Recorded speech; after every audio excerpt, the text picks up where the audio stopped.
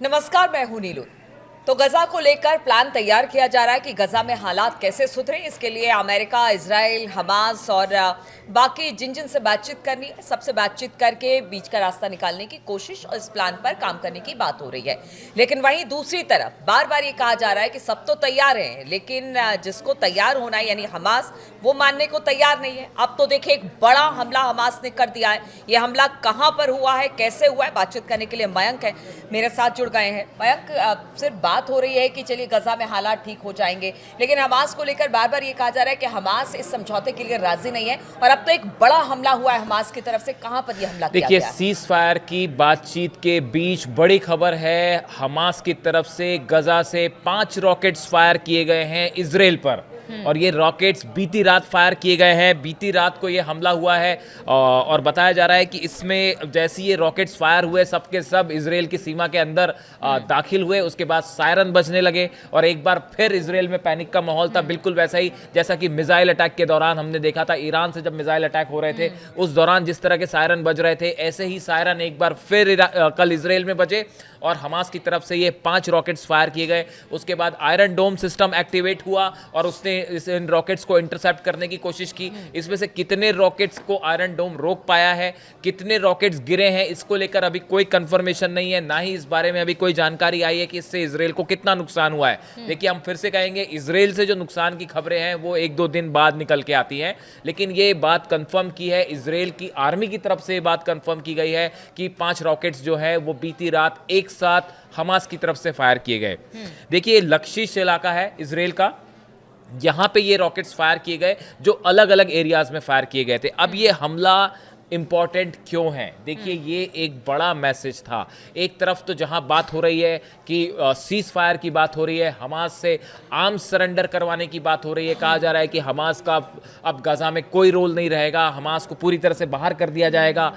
इस बीच जब ट्रंप ने एक प्रकार का टाइम लिमिट दे दी है कि अगले 3 से 4 दिन के अंदर हमास को फैसला करना होगा इस डील को लेकर, जो प्रोग्राम उन्होंने रखा है, इस बातचीत के बीच में हमास की तरफ से बड़ा हमला इजराइल पे करना, ये एक मैसेज है। मैसेज है कि साहब, हम डरेंगे नहीं, हम दबेंगे नहीं। इस और तरह आपके का प्लान के साथ हम तैयारी, जैसे हाँ। खबर भी लगातार निकलकर सामने आ रही थी कि हमास से बातचीत ही नहीं हुई है, या हमास इस बातचीत के लिए तैयार ही नहीं है, उस प्लान पर रजामंदी ही नहीं है उसकी। अब तो इसी को बिल्कुल लेकर ये ठीक कहा हमला। आपने। हाँ, ये जो हमला है ये इसी बात का संदेश है कि हमास अभी जो है वो इस सीज फायर के प्रस्ताव के लिए राजी नहीं है। देखिए, पूरी अरब कंट्रीज इस प्रस्ताव पर राजी हैं। कतर की तरफ से लगातार कोशिश हो रही है कि किसी तरह हमास को राजी किया जाए। इसको लेके तमाम खबरें आ रही हैं।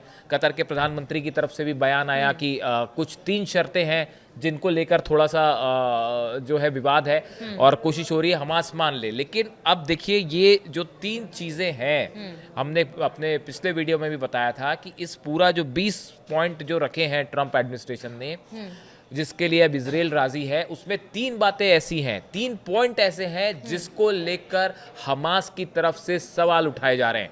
देखिए, इसमें कहा गया है, इस डील में इसमें कहा गया है कि 72 घंटे के अंदर जो है, जैसी डील हो जाएगी, सीज फायर होगा, 72 घंटे के अंदर जितने बंधक हैं, चाहे जिंदा हो या डेड हो, उनकी डेड बॉडीज और बंधक हैं, ये फौरन रिलीज किए जाएंगे। बात नंबर 1। बात नंबर 2 कही गई है, सभी बंधकों की वापसी के बाद जो हमास के मेंबर्स हैं वो सब हथियार छोड़ दें, आर्म सरेंडर कर दें। जो सरेंडर करेगा उन्हें माफ कर दिया जाएगा। ये वो सबसे बड़ी शर्त है जिस पे हमास राजी नहीं है। हमास का कहना ऐसा है कि अगर हमने हथियार छोड़ दिए, उसके बाद फिलिस्तीनियों की रक्षा की गारंटी, सुरक्षा की गारंटी कौन देगा? ये सवाल बार बार हमास की तरफ से उठाया जा रहा है।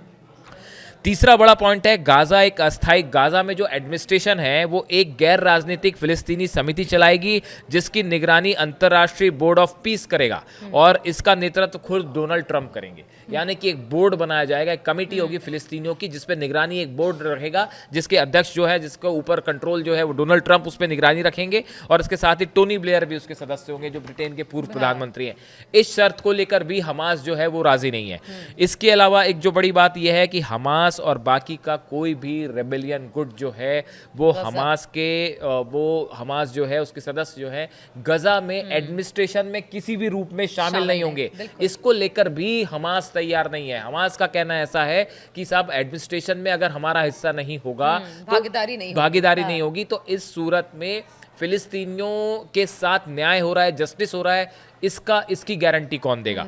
इसके अलावा एक अगली और बात है कि अमेरिका, अरब कंट्रीज, अमेरिका और कुछ और देश मिलके एक ISF, अंतरराष्ट्रीय स्थिरीकरण बल, यानी इंटरनेशनल स्टेबलाइजेशन फोर्स बनाएंगे। ये फोर्स गजा को कंट्रोल करेगी। इस बात को भी लेकर हमास के जो सोर्सेज बता रहे हैं, हमास इस शर्त पे भी राजी नहीं है। ये वो 4 से 5 शर्त हैं जिसको लेकर हमास ने जो है वो आपत्ति जाहिर की है, और यही वजह है कि हमास ने अभी तक इस सीज फायर को लेकर हामी नहीं भरी है। इस सूरत में जब बात आगे बढ़ रही है, जब ट्रंप की तरफ से 4 दिन का टाइम दे दिया गया कि आप 72 घंटे के अंदर जो है वो फैसला कीजिए, इस सूरत में अगर हमास की तरफ से 5 रॉकेट्स फायर होते हैं इजराइल पर, तो ये एक प्रकार से आप देखिए ये रॉकेट्स फायर करके हमास की तरफ से ये मैसेज दिया गया कि हम जो है वो इस सीज फायर के लिए राजी नहीं है। ऐसा बड़े सारे एक्सपर्ट का कहना है कि ये जो हमला है वो ये बताता है, ये संकेत देता है, ठीक है, ये राजी नहीं राजी नहीं है, उसका संकेत दे दिया है और हमले कर दिए हैं। लेकिन ऐसे में इस प्लान का होगा क्या फिर? अगर हमास रेडी नहीं है, ये 3-4 बिंदु जो आपने बताए कि जो एक बॉडी बनाई जाएगी उसमें जो हमास हो गए उसके कोई रोल नहीं होगा, या फिर ट्रंप वहां पर सारी चीज़ों को मॉनिटर करेंगे। इनडायरेक्ट वे में अगर इजराइल ना सही तो अमेरिका सही, यानी इन सब चीज़ों पर अगर बात हमास की नहीं बनती है और हमास इसके लिए तैयार नहीं है, और इसकी प्रतिक्रिया देखने को भी मिली है कि उसने हमला किया है, तो ऐसे में फिर क्या इस प्लान? अब देखिए, ऐसे में प्लान का क्या, अभी एक तो कल की खबर है कि 70 फिलिस्तीनियों की मौत हुई है इजराइल के हमले में। यानी एक तरफ सीज फायर की भी बात हो रही है, एक तरफ बात हो रही है कि किस तरह से गाजा में सीज फायर किया जाए, और दूसरी तरफ इसी बीच इजराइल ने हमला किया, उसमें 70 लोगों की मौत हुई। तो अब इसी का जवाब शायद हमास की तरफ से दिया गया कि उन्होंने जो है सीज फायर के बीच में रॉकेट्स फायर कर दिए। भरोसा नहीं कर रहा है, क्योंकि अगर हथियार छोड़ दिया, बंधक रिहा कर दिए, तो हमास का यही कहना है कि फिर उनको टारगेट करके मार दिया जाएगा। अब सवाल ये है कि इसमें आगे क्या होगा अगर हमास इस डील को रिजेक्ट कर देगा, तो फिर इस सूरत में क्या होगा? देखिए, अभी तो एक जो खबर है वो कि अरेबियन कंट्रीज़ के बड़े सारे देश, जिसमें कतर की सबसे बड़ी भूमिका है, वो लगातार इस कोशिश में लगा हुआ है कि किसी तरह से इजराइल और हमास के बीच में एक समझौता किया जाए, किसी भी सूरत में एक समझौता हो जाए। अमेरिका के बीच में मध्यस्थता करने की कोशिश में कतर लगा हुआ है, शायद इजिप्ट की भी कोई भूमिका हो उसमें। लेकिन अभी फिलहाल अगर ये समझौता नहीं हुआ तो क्या? देखिए, जैसे कि नेतन्याहू ने ट्रंप के सामने ही ये बात कही थी, और डोनाल्ड ट्रंप ने भी इस तरह के संदेश दिया था कि अगर ये समझौता नहीं होता है तो फिर इजराइल को फ्री हैंड होगा गजा में। तो इसका क्या ये मतलब निकालें कि चाहते हैं कि एक सम्मानपूर्ण समझौता हो? फिलिस्तीनियों की बात कर रही हूँ, और हमास लड़ाई इनकी हमेशा से लड़ता रहा है। गजा में जो तबाही मची, बहुत लोगों को खोया, गजा के लोगों ने अपने लोगों को खोया, या हमास के भी बहुत सारे लड़ाके मारे गए। ऐसे में अब इतना सब कुछ होने के बाद क्या इस तरह से कि हमास को ही इस जगह से बाहर फेंक दिया जाए, या फिलिस्तीनियों का वहां पर बिल्कुल दखल ना हो? क्या देखिए, अब हाँ, देखिए, इतनी लंबी लड़ाई के बाद भी पूरे गजा में इतना ज़्यादा बम्बार्डमेंट हुआ, गजा सिटी में इतनी ज़्यादा बम्बारी हुई, उसके बाद भी फिलिस्तीनी अपनी ज़मीन छोड़ने के लिए राजी नहीं है। तो अपनी मदरलैंड छोड़ने के लिए राजी नहीं है। उनका कहना है कि हम यहीं के रहने वाले हैं, हम यहाँ से छोड़ के कहाँ जाएं। तो देखिए, फिलिस्तीनी जो है वो उन्होंने एक प्रकार से आप देखें तो अपनी ज़मीन की लड़ाई लड़ी है, वो उसे लंबी लड़ाई लड़ी है, और वो तमाम हमलों के बावजूद उसको छोड़ने को राजी नहीं है। और इसीलिए अब ये स्थिति आ गई है कि एक सीज फायर का प्लान आया। अगर वो छोड़ के चले गए होते, अगर फिलिस्तीनी छोड़ के चले हो गए तो शायद बात ही खत्म हो जाती, लेकिन उन्होंने अपनी जंग लड़ी, वो वहां पे बने रहे, और इस सूरत में अब एक सीज फायर वाली बात सामने। लेकिन अब सवाल ये है कि ये जो प्रस्ताव है, असल में इस प्रस्ताव का एग्जीक्यूशन जो है वो बिल्कुल आसान नहीं है। पहली बात तो आप देखिए, हमास इस पे राजी होता कि नहीं होता। फिर उसके बाद दूसरी चीज है कि ये जो तमाम चीजें हैं कि एक बॉडी बनाई जाएगी फिलिस्तीनियों की, तो सवाल है कि उस बॉडी में कौन शामिल होगा, फिलिस्तीनियों की तरफ से कौन शामिल होगा? अभी तक तो फिलिस्तीन का नेतृत्व हमास करता रहा है। अब अगर आप हमास के सभी मेंबर्स को हटा देंगे तो आप फिलिस्तीनियों में से किसको उसमें शामिल करेंगे? क्या पीएलओ उसमें शामिल होगा? जो नेता है, पीएलओ के नेता है, वो शामिल होंगे उसमें, या कौन शामिल होगा? ये अभी तक बात साफ नहीं है। दूसरा, इंटरनेशनल फोर्स अगर वहां पे आती है, स्टेबलाइजेशन फोर्स आती है, उसमें कौन से देश के सैनिक होंगे? क्या फिलिस्तीनी उसको स्वीकार करेंगे इस बात को? ऐसे बड़े सारे सवाल हैं जिनके जवाब अभी क्लियर नहीं है।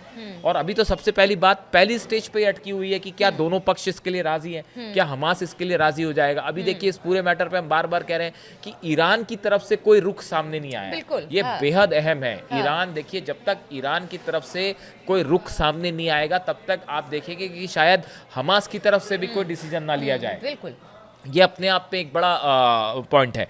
उसके अलावा जो दूसरी चीज़ें हैं कि जैसे आर्म सरेंडर करना, हमास जिस बात को लेके सबसे ज़्यादा रिलेक्टेंट है, देखिए यही सिचुएशन लेबनान में हिजबुल्लाह के साथ में थी। हाँ। अमेरिका की तरफ से कोशिश हुई, इजराइल की तरफ से कोशिश हुई कि भाई हिजबुल्लाह अपने आर्म सरेंडर कर दे, बिल्कुल, हथियार और त्याग। जैसे ही वहाँ की सरकार ने संसद में प्रस्ताव पास किया, सड़कों पर हजारों लोग जो है लेबनान की सड़कों पर उतर आए। और हमने देखा कि लारिजानी जो एडवाइज़र हैं अली खामेनी साहब के, वो फौरन बेरूत पहुंचे, वहाँ पे उन्होंने मुलाकात की, कई सारे हिजबुल्लाह के नेताओं से मुलाकात हुई, और उसके बाद ये आर्म सरेंडर वाली बात पीछे हो गई। और हिजबुल्लाह आर्म्स छोड़ने के लिए राजी नहीं है। उनका कहना ऐसा है कि उसके बाद इजराइल से सुरक्षा की गारंटी कौन देगा। अब यही बात हमास भी कह रहा है, यही बात फिलिस्तीनी भी कह रहे हैं कि अगर हमने हथियार छोड़ दिए तो फिर हमारी रक्षा कौन करेगा, हमारी हिफाजत की गारंटी कौन देगा।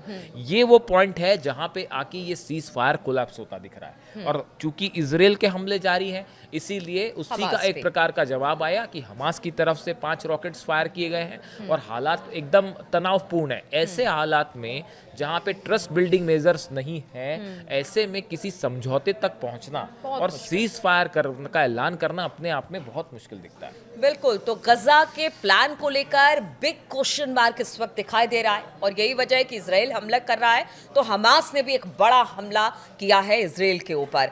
अब ये जो गजा प्लान है एग्जीक्यूट कैसे होगा, किस तरह से इंप्लीमेंट इसका किया जाना है, किस तरह से होगा, क्या बात बनेगी, हमास मानेगा, क्या बंधकों को छोड़ा जाएगा, या फिर हमास अपने हथियार छोड़ेगा, बहुत सारी बातें हैं जो कि अभी तो फिलहाल दूर की कौड़ी ही लग रही है कि ये होने वाला है। लेकिन देखना होगा, इंतजार होगा, क्योंकि गजा में शांति की मांग लगातार उठ रही है। सभी यही चाहते हैं कि जो वहाँ के लोग हैं, फिलिस्तीनी हैं, वो अमन शांति के साथ रहे, इसलिए इस प्लान पर काम किया जा रहा है। लेकिन स्थिति परिस्थिति तो अभी ऐसी नहीं लग रही है कि गजा में शांति हो पाएगी। चलिए, इस खबर के साथ हमारी जो चर्चा है वो खत्म होती है। आप अपना कमेंट जरूर दें। फिलहाल बहुत बहुत शुक्रिया हमारे साथ इस चर्चा में शामिल हुए।